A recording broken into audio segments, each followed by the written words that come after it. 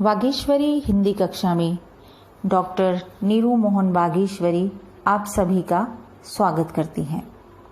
आज का पाठ 9वीं कक्षा की पुस्तक क्षितिज भाग 1 पर आधारित है। पाठ का नाम लहसा की और पाठ के लेखक हैं राहुल सांकृत्यायन जी। आज हम राहुल सांकृत्यायन जी का जीवन और पाठ का सार ग्रहण करेंगे। राहुल सांकृत्यायन जी का जन्म सन 1893 में उनके ननिहाल गांव पंदाह जिला आजमगढ़ जो उत्तर प्रदेश में है वहां हुआ था। उनका पैतृक गांव कनेला था। उनका मूल नाम केदार पांडे था। उनकी शिक्षा काशी, आगरा और लाहौर में हुई। सन 1930 में उन्होंने श्रीलंका जाकर बौद्ध धर्म ग्रहण कर लिया। तब से उनका नाम राहुल सांकृत्यायन हो गया।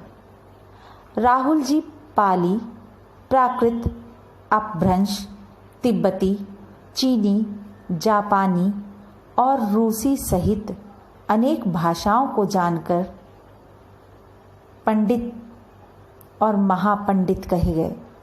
उन्हें महापंडित कहा जाता था। सन 1963 में उनका देहांत हो गया। राहुल सांकृत्यायन ने उपन्यास, कहानी, आत्मकथा, यात्रावृत्त, जीवनी, आलोचना, शोध आदि अनेक विधाओं में साहित्य सृजन किया। इतना ही नहीं, उन्होंने अनेक ग्रंथों का हिंदी में अनुवाद भी किया। साहित्य के अलावा दर्शन, राजनीति, धर्म, इतिहास, विज्ञान, इन सभी विभिन्न विषयों पर राहुल जी द्वारा रचित पुस्तकों की संख्या लगभग 150 है। राहुल जी ने बहुत सी लुप्तप्राय सामग्री का उद्धार कर अत्यंत महत्वपूर्ण कार्य किया है। यात्रावृत्त लेख में राहुल जी का स्थान अन्यतम है। उन्होंने घुमक्कड़ी का शास्त्र रचा और उससे होने वाले लाभों का विस्तार से वर्णन करते हुए मंजिल के स्थान पर यात्रा को ही घुमक्कड़ का उद्देश्य बताया। घुमक्कड़ी से मनोरंजन, ज्ञानवर्धन एवं अज्ञात स्थलों की जानकारी के साथ साथ भाषा एवं संस्कृति का भी आदान प्रदान होता है। राहुल जी ने विभिन्न स्थानों के भौगोलिक वर्णन के अतिरिक्त वहाँ के जनजीवन की सुंदर झांकी प्रस्तुत की है। पाठ का सार इस प्रकार है। इस पाठ में राहुल जी ने अपनी पहली तिब्बत यात्रा का वर्णन किया है, जो उन्होंने सन 1929 से 30 में नेपाल के रास्ते से की थी। चूँकि उस समय भारतीयों को तिब्बत यात्रा की अनुमति नहीं थी, इसलिए उन्होंने यह यात्रा एक भिखमंगे के छद्मवेश में की थी। इसमें तिब्बत की राजधानी लहासा की ओर जाने वाले दुर्गम रास्तों का वर्णन उन्होंने बहुत ही रोचक शैली में किया है। इस यात्रा वृतांत से हमें उस समय के तिब्बती समाज के बारे में जानकारी प्राप्त होती है। लेखक की यात्रा बहुत वर्ष पहले, जब फरी कलिम्पोंग का रास्ता नहीं बना था, तो नेपाल से तिब्बत जाने का एक ही रास्ता था और इसी रास्ते से नेपाल के लोग और साथ साथ भारत के लोग भी जाते थे। यह रास्ता व्यापारिक और सैनिक दोनों तरह से खुला हुआ था, इसीलिए इसे लेखक ने मुख्य रास्ता बताया है। तिब्बत में जाति पाति छुआछूत का सवाल ही नहीं उठता और वहाँ औरतें पर्दा नहीं करती। चोरी की आशंका के कारण भिखमंगों को कोई घर में घुसने नहीं देता, नहीं तो अपरिचित होने पर भी आप घर के अंदर जा सकते हैं और ज़रूरत अनुसार अपनी झोली से चाय दे सकते हैं। घर की बहू अथवा सास उसे आपके लिए पका देगी। मक्खन और सोडा नमक दे दीजिए। वह चाय चोंगी में कूटकर उसे दूध वाली चाय के रंग की बना के मिट्टी के टोटीदार बर्तन में रख के आपको दे देगी। और यदि बैठक की जगह चूल्हे से दूर है और आपको डर है कि सारा मक्खन आपकी चाय में नहीं पड़ेगा, तो आप खुद जाकर चोंगी में चाय मत कर ला सकते हैं। चाय का रंग तैयार हो जाने पर फिर नमक मक्खन डालने की ज़रूरत होती है। और ये जो चाय है वो साधारण चाय नहीं है, नमक मक्खन डली चाय है। लेमन टी नहीं, ये बटर टी के नाम से मशहूर होती है वहाँ पर, तो इसे बटर टी भी कहा जा सकता है। आजकल जो आप लेमन टी और इस तरह की चाय पीते हैं, ये उस तरह की चाय नहीं है, बड़ी पौष्टिक चाय होती है। क्योंकि वहाँ पर सर्दी होती है, ठंड का वहाँ पे पूरा माहौल होता है, ठंड होती है, तो इसलिए वहाँ पे ये नमक और मक्खन वाली चाय, सोडे वाली चाय पी जाती है, जिससे सर्दी कम लगे। वह चाय आगे लेखक बताते हैं कि जब वह परित्यक्त चीनी किले से चले तो एक व्यक्ति को 2 चीटे राहदारी देकर थोंगला के पहले के आखिरी गांव में पहुंच गए। यहाँ सुमति के जान पहचान के व्यक्ति और आदमी रहते थे और भिखारी भी रहते थे, जिस कारण उन्हें ठहरने की अच्छी जगह मिल गई थी। 5 साल बाद वे लोग इसी रास्ते से लौटे थे, तब उन्हें रहने की जगह नहीं मिली थी। इस कारण उन्हें एक गरीब की झोपड़ी में ठहरना पड़ा था। क्योंकि वे भिखारी नहीं दिख रहे थे, वह भिखारी नहीं दिख रहे थे, बल्कि एक भद्र यात्री के वेश में थे। सुमति जो हैं वो राहुल जी के दोस्त हैं और मंगोल भिक्षु हैं। अगले दिन राहुल जी और सुमति को एक विकट डांडा थोंगला पार करना था। डांडे तिब्बत में सबसे खतरे की जगह थी। 16-17 हजार फीट ऊंची होने के कारण दोनों ओर गांव का नामो निशान ना था। डाकुओं के छिपने की जगह तथा सरकार की नरमी के कारण यहाँ अक्सर खून हो जाते थे। चूंकि वे लोग भिखारी के वेश में थे, इसलिए हत्या की उन्हें परवाह नहीं थी, परंतु ऊंचाई का डर बना था। दूसरे दिन उन्होंने डांडे की चढ़ाई घोड़े से की, जिसमें उन्हें दक्षिण पूरब और बिना बर्फ और हरियाली के नंगे पहाड़ दिखे तथा उत्तर की ओर पहाड़ों पे कुछ बर्फ दिखी।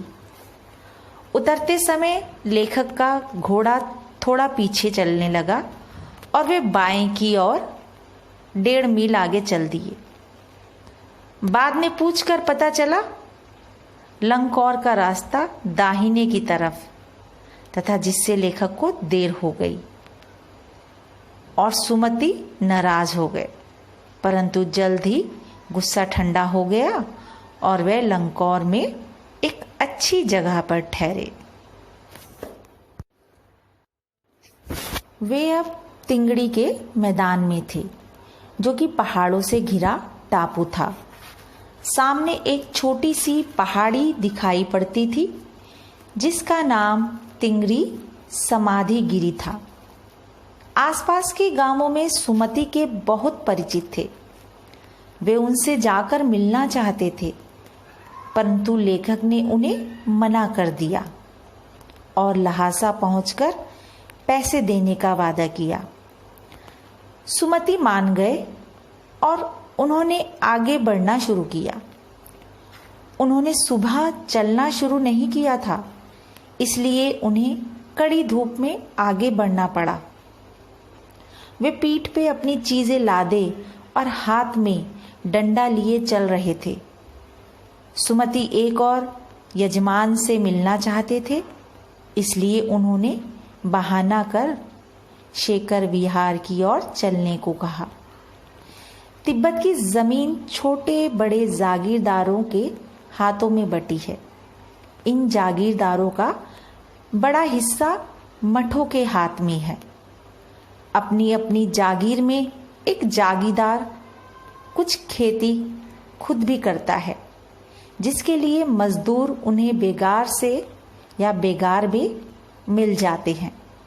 लेखक शेखर की खेती के मुखिया भिक्षु नमसे से मिले। वहाँ एक अच्छा मंदिर था जिसमें बुद्ध वचन की हस्तलिखित 103 पोथियां रखी थी, जिसे लेखक पढ़ने में लग गए।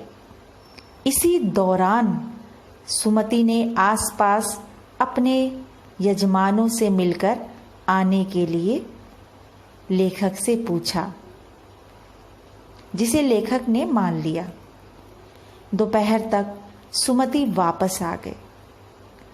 चूंकि तिंगरी वहां से ज़्यादा दूर नहीं था, इसलिए उन्होंने अपना सामान पीठ पर उठाया और नमसे से विदा लेकर चल दी। लेखक का परिचय आपको प्रारंभ में दिया जा चुका है। अब मैं सुमति के बारे में कुछ आपको बताना चाहूँगी कि वह लेखक को यात्रा के दौरान मिले थे और एक मंगोल भिक्षु थे। उनका नाम लोब्जंग शेख था। इसका अर्थ है सुमति प्रज्ञ, अतः सुविधा के लिए लेखक ने उसे सुमति नाम से पुकारा है। यात्रा के दौरान सुमति के यजमान और उनके परिचित हर गांव में लेखक को मिले। सुमति मिलनसार एवं हंसमुख व्यक्ति हैं, जो लोगों को समय समय पर मिलते रहते हैं। सुमति उन लोगों के बीच धर्म गुरु के समान है, जो उन्हें बोध गया से लाए गंडे दिए करते हैं। सुमति समय के पाबंद हैं। वे समय पर लेखक के ना पहुंचने पर नाराज भी हो गए थे। सुमति लालची स्वभाव वाले हैं। वे यजमानों में बोध गया के लाए गंडे समाप्त हो जाने पर साधारण कपड़े का गंडा उन्हें देकर धन प्राप्त करते हैं। सुमति बौद्ध धर्म में आस्था रखते थे तथा तिब्बत का अच्छा भौगोलिक ज्ञान रखते थे। वे आतिथ्य सत्कार में कुशल थे। उन्होंने लेखक का इंतजार करते हुए चाय को 3 बार गर्म किया था। पाठ में लेखक ने तिब्बत की कानून व्यवस्था के विषय में भी बात की है और वो कहते हैं कि तिब्बत में भारत की अपेक्षा कानून व्यवस्था लचर अवस्था में थी, क्योंकि वहाँ हथियार कानून नहीं था। पुलिस और खुफिया विभाग भी कमज़ोर था।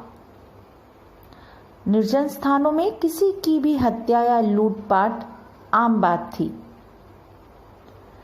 निर्जन स्थान पर हुई घटनाओं पर पुलिस तथा खुफिया अधिकारी ध्यान नहीं देते थे।